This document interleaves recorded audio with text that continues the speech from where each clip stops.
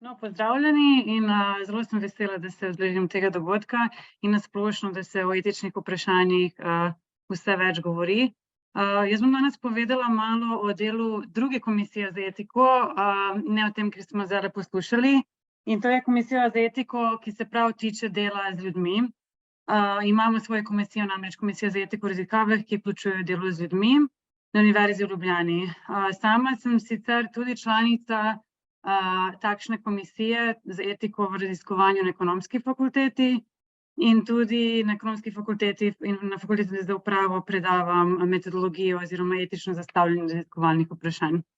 In mogoče se mi zdi, glede na prejšnjo predstavitev, ki boste videli, ima veliko skupnih točk z mojo predstavitvijo, da je mogoče smiselno, da za začetek ločimo različne komisije, in sicer Komisija za etiko in Komisija za etiko v raziskavah. In seveda te komisije se nekako krivate. Na Ekonomski fakulteti imamo oboje, na Univerzi v Ljubljani imamo oboje. Komisija za etiko bi recimo bila za vprašanje, ne vem, če pride do mobinga med doktorantom in svojim mentorjem. Komisija za etiko v raziskavah, ta, o kateri bom danes govorila, je pa o tem, kako načrtovati raziskovanje oziroma kako se lotiti raziskovanja na etični način. Torej, ta komisija za etiko v raziskavah, ki vključuje delo z ljudmi, je vzpostavljena leta 2018 in v tem trenutnem mandatu imamo 13 članov iz različnih članic UL. In razlog, zakaj smo par let nazaj je univerza se odločila vzpostaviti to komisijo, je prvo, nasplošno je trend k zavedanju o pomenu etike, ampak hkrati ne samo, da se vse bolj zavedamo teh vprašanj, ampak tudi imamo formalne zahteve. Tako da tudi doktoranti tukaj, pa profesori že vemo, da na veliko recimo raziskave na Evropski komisiji, če se prijavljamo za financiranje za ERC, grant in tako podobno, moramo imeti etično presojo. Tudi je vse več znanstvenih revij, v katerih niti ne moreš oddati članek brez odobritve etične komisije. Tako da smo leta 2018 ustanovili komisijo prav za ta namen. Zdajle veliko članic Univerze v Ljubljani je že imelo takšne komisije, torej komisije za etiko v raziskovalnem procesu, za družbene vede, za šport, Ekonomska fakulteta, Filozofska fakulteta, Pedagoška fakulteta in tako naprej. Oni imajo prav svoje komisije, sicer pa vse ostale članice nimajo svoje komisije za takšno presojo in so tudi kakšne raziskave interdisciplinarne, kar pomeni, da ne more sama članica, etična komisija članice se opredeliti. Torej, namen komisije je, da presodi o etiki v raziskavah, ki vključujejo delo z ljudmi. Po angleško se to reče Human Subjects Research. In naj mogoče tukaj podarim, jaz sem svoj doktorat končala na Harvardu 10 let nazaj in sem tudi tam bila vpletena v ta Human Subjects Research komisije. Večinoma na ameriških univerzah in tudi po veliko zahodnih univerzah to že obstaja vrsto let in doktoranti sploh ne morejo niti začeti delati raziskavo ali pa se sploh kakršnokoli anketo, kakršnokoli raziskovanje se ne more niti začeti, preden se dobi presoja, torej etična presoja. Torej, tukaj smo mogoče malo v Sloveniji na splošno v tej regiji malo zamudili ta trend in tudi pri nas je ta etična presoja še vedno opt-in oziroma raziskovalec se sam odloči, ali bo poskušal dobiti etične presoje. Na drugih univerzah je pa to nujno, oziroma ne smete sploh začeti raziskovanjem, preden se dobili etično presojo. Torej, se vrnem zdaj nazaj na našo komisijo. Torej, komisija obravnava vloge od raziskovalcev na Univerzi v Ljubljani, ki vključuje študente 3. stopnje. Za študente 1. in 2. stopnje se nekako šteje, da je mentor odgovoren, da presodi, če je raziskava za diplomsko pa za magistrsko delo etično zastavljena. In presoja, recimo, komisija ne bi presojala o raziskavi, ki poteka na Ekonomski fakulteti, saj imamo svojo komisijo. Sicer pa, če je interdisciplinarna raziskava ali pa je raziskava na članici, na kateri ni komisije, potem pa se to pošlje na komisijo Univerze v Ljubljani. In zelo pomembno, ne pokriva področje medicinske etike, o kateri smo kar poslušali, tukaj je pristojna komisija za medicinsko etiko. Torej vse raziskave, ki se tičejo prav medicine, ne sodijo na to komisijo. In zdaj mogoče vam bom pokazala, malo kasneje vam bom pokazala, kako to dejansko izgleda tudi na spletu. Stebri etičnega raziskovanja, zdaj ne rabim ponoviti, ker smo jih kar poslušali od kolege, spoštovanje, dobronamernost, pravičnost. In tukaj, to so stebri etičnega raziskovanja, ki vodijo našo komisijo. Torej prvo, da upoštevamo osebe kot avtonomne subjekte, tisti, ki imajo okrnjeno avtonomijo, imajo dodatno zaščito, torej posebej se zavedamo o teh ranljivih skupinah. Dobronamernost, oziroma smo zaveznik zagotavljanja dobrobiti, ne škodimo. To tudi pomeni, da hočemo maksimizirati potencialne koristi in minimalizirati škodo. In to tudi pomeni, da ne bomo od udeležencev vzeli 3 ure za kakšno študijo, ki nima koristi, tako da moramo pokazati korist študije. In na koncu pravičnost, da zbiramo udeležence na pravičnih postopkih. Torej ne zbiramo udeležence, ker so dostopni ali pa ranljivi. In to tudi pomeni, da tveganje in koristi morajo biti pravično porazdeljeni med posamezniki. In iz teh stebrov zdaj izhajajo te naše komisije. In mogoče to ste že videli zdaj na prosojnicah kot kolege, etika in integriteta v raziskovanju na univerzi. Imate spletno stran, ki pokriva vse, kar se tiče, imamo etični kodeks, etična načela in tako naprej. In tudi na tej isti strani vidite, imate kontakte za etične komisije na vsaki od članicah. Razen tega pa imate posebno stran za komisijo, o kateri jaz danes predstavljam, Komisijo za etiko v raziskavah. In tukaj so navodila za pripravo, kako izgleda ta vloga in tako naprej. Tako da to vse že imate na spletu. In tudi za mentorje jim predlagamo, da se seznanijo s temi dokumenti in z etičnimi načeli, preden začnejo delati z doktorskimi študenti. In bom kar šla direkt zdaj na to vlogo za etično presojo, ker to najbolj zanima naše doktorske študente. Kaj pomeni sploh vloga za etično presojo? Torej, recimo, če bi en med študenti, študentkami, ki so prisotni danes, hoteli narediti svojo neko primarno raziskavo, zbirali ankete, naredili eksperiment ali karkoli v sklopu svojega doktorskega študija, etično presojo je treba dobiti, preden se študija začne. In to pomeni, tudi Univerza v Ljubljani je spremenila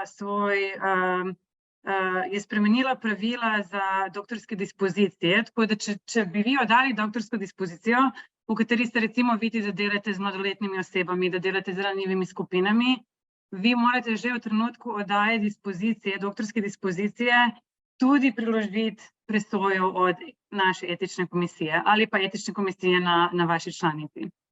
Torej, ta vloga za etično presojo gre na našo komisijo. Namen je, da komisiji zastavite vse informacije relevantne za presojo.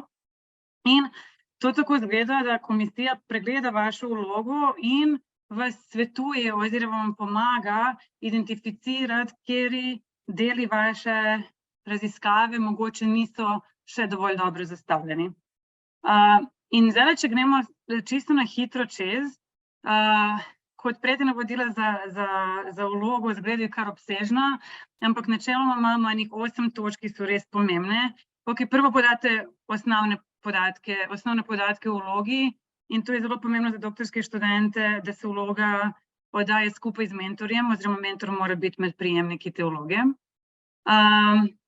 Potem pa imamo uvod in tukaj morate podati neko obstoječo spoznanje oziroma utemeljitev literature, potrebe po raziskavi, zaradi tega, ker mora nekako biti razlog, zakaj bi se izvajala študija. Ker če ne morete utemeljiti vaše raziskovalno vprašanja, potem pa delate škodo udeležencem, ker študija ne opravičuje raziskovalno delo. Torej, to je nek uvod, opis literature in raziskovalnih vprašanj. kaj bo prispevek rezultatov. Potem pa gremo na udeležence, tukaj pa je res treba veliko premisliti o tem, kdo so udeleženci, kako se odločimo, kdo bo vključen, kdo ne bo vključen, kako oblikujemo vzorec, kako zagotavljamo prostovoljnost, ali bomo dali nadomestilo za udeležbo. In tukaj komisija presoja o tem, ali je ustrezen ta vzorec, recimo, če rečete, boste imeli statistično reprezentativnost ali ne, ali je to smiselno, ali je kakšna pristranskost ali diskriminacija. In tukaj ne govorimo o neki diskriminaciji, ki mora biti neka res obsežna diskriminacija. Lahko se samo gre za to, da recimo profesor ali pa raziskovalec da bonus točke nekemu predmetu študentom, pol pa mora biti pravično razdeljen dostop do teh bonus točk vsem študentom. Torej tudi ta vrsta pristranskosti ali diskriminacije. Potem pa pišete svoj raziskovalni načrt in to v bistvu, ko pripravljate dispozicijo, to že imate vse v dispoziciji, kjer so spremenljivke, kako bo potekala raziskava. In tukaj se bomo mi vprašali, ali je raziskava izvedljiva, ali sploh imate takšen raziskovalni načrt, ki vam bo omogočal, da odgovorite na vaše raziskovalno vprašanje. Potem pa date postopek, torej opis same študije, če so ankete, opis instrumentov, če so eksperimenti, kjer so eksperimentalne naloge in postopki, kakšno bodo navodila udeležence in koliko časa bo trajalo in tako naprej. In tukaj bomo pogledali, kaj morajo udeleženci narediti, ali je ta postopek ustrezen. Bomo pogledali tudi, ali so raziskovalci usposobljeni za izvedbo te študije. Potem pa zelo pomembno je soglasje za sodelovanje in tukaj opišete, kako boste pridobili soglasje. Recimo, če se odločite, da mislite, da ne potrebujete pisno soglasje, zakaj, koliko časa bo to soglasje veljalo. In tu nas zanima, ali so vsi udeleženci ustrezno polno obveščeni o raziskavi in ali so res prostovoljno pristopili k študiji. Potem pa velik del je varovanje in zaupnost podatkov in tukaj sem videla, da imate na spletu že iz prvih 5 delavnic na to temo, kot imamo danes, kar veliko o tem, kako varujemo podatke. Tukaj pa pišemo, kako jih bomo varovali, ali bodo identificirani ali ne bodo, kako jih bomo deidentificirali, če bomo imeli identifikacijo in tako naprej, koliko časa jih bomo hranili, kako bomo varovali zasebnost ob objavi rezultatov in tako naprej. In ta del je res pomemben in ta del mora vsak doktorski študent že pri pripravi dispozicije zagotoviti, ker ne samo etična presoja, ampak tudi dispozicija mora imeti neko izjavo o varovanju podatkov, tako da ta del mora biti res natančno opredeljen. In potem na koncu imamo oceno morebitnih tveganj in koristi sodelovanja in tukaj rečemo, kakšna so tveganja, ali bodo udeleženci vedeli za ta tveganja, kako jih bomo naslovili, kakšno je sorazmerje med koristi pa tveganje in tako naprej. In v to vlogo, torej to so te glavne točke vloge, damo še priloge, obrazec za obveščeno soglasje. To, kar je zelo pomembno, je, da ta obrazec za obveščeno soglasje potem odobren strani etične komisije in pol morate naprej uporabljati ta obrazec, ki smo ga mi odobrili. Kako boste oglaševali študijo, primer inštrumentov, protokol za izjemne primere in protokol za deidentifikacijo podatkov. Torej, to vse pride in je res veliko dela. Jaz sem tudi imela svoje doktorske študente, ki so morali to pripraviti. Je treba vzeti 1-2 tedna za to pripraviti, ampak večinoma, ko študenti gredo skozi ta postopek, se šele ugotovijo, kje so vse točke, o katerih recimo niso premislili pri pripravi dispozicije. Potem pa potek obravnave. Na začetku bomo pogledali, katera vrsta presoje je potrebna. Imamo raziskave, ki ne potrebujejo presoje, zato ker ne presegajo tveganja. In to lahko komisija pol vam izda mnenje, da ta raziskava ne potrebuje presoje, ker ne presega vsakodnevno aktivnosti udeležencev. Potem pa imamo minimalno tveganje za udeležence in to recimo imamo, neko anketo, ki vzame 5 minut, nekaj, kar ne zbira občutljive ali pa osebe, identifikacijo udeležencev in tako naprej. Ali pa ta najvišja stopnja raziskave, ki presega minimalno tveganje, torej karkoli, kar je mogoče etično občutljivo ali sporno, gre potem na polno presojo.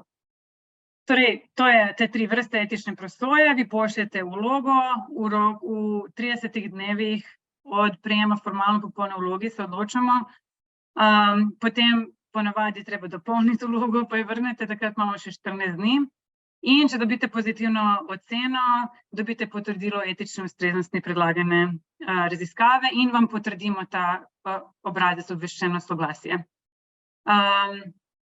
Če pa se zgodi, da ste recimo pri dispoziciji oddali nek načrt in se nekaj spremeni, recimo mislite, da boste delali s 15-letnikimi, zdaj delate z, ne vem, 10-letnimi otroci, če se spreminjajo elementi, je treba potem prositi komisijo za novo mnenje.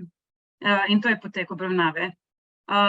Vem, da je tukaj zdaj ogromno vprašanj, se zdi kot res en tak velik zalogaj za narediti, ampak kot rečeno, to so v bistvu kljukice, ki vam pomagajo, da premislite na vsakem koraku,